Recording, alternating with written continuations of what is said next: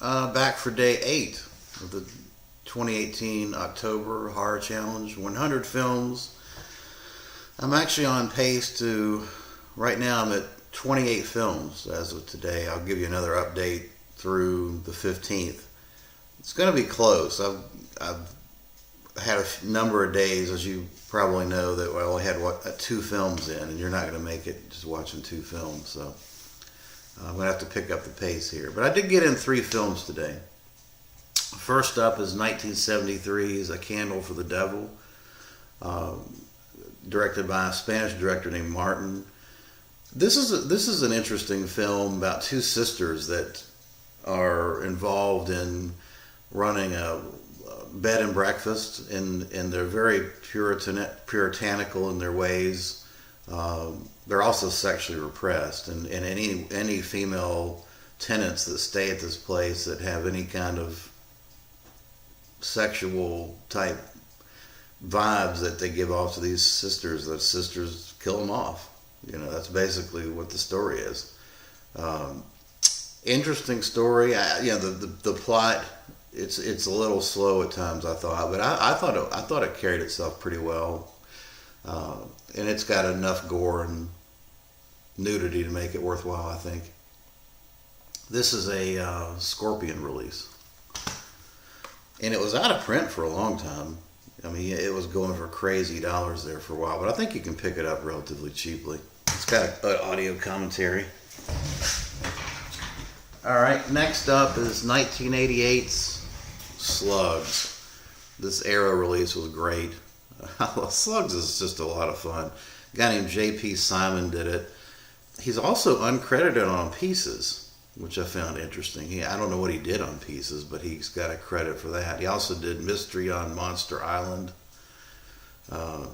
Not too prolific in terms of his career, but this is a fun movie. Can't wait to check out the special features.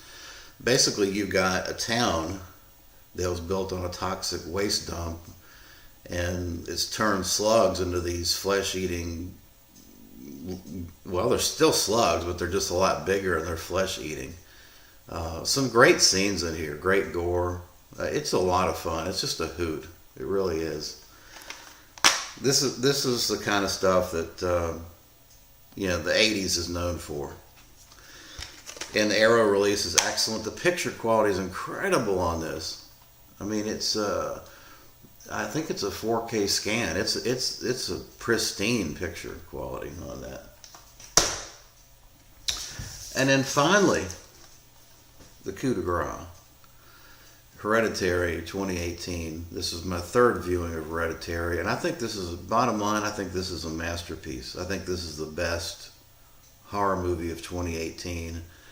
And I think over time, say 5-10 years, people are going to look back in the 2000s and say, this was, the Exorcist of the 2000s. I think it's going to be that well recognized going forward. It's the only film that I've seen in a long time that started out with tension, albeit small tension, but maintained the constant tension throughout the film, and it intensified.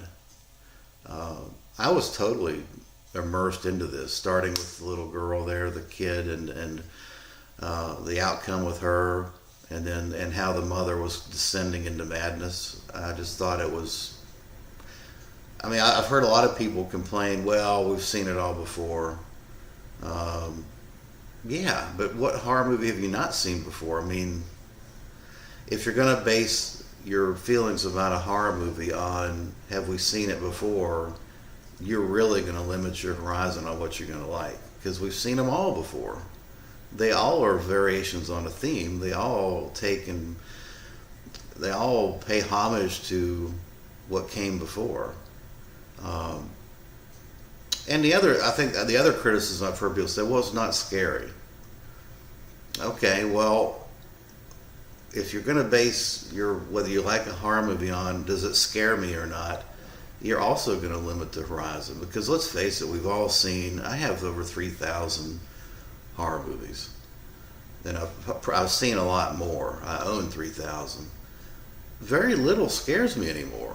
I mean, you can't, if you're going to base whether, well, I'm going to sit back, I'm going to fold my arms, and I'm going to say, if you scare me, this is a good movie. If you don't scare me, then it's not a good movie. I don't know. I've heard those two criticisms, and I don't get it. Why? There's very few horror movies that scare us we've just watched too many of them.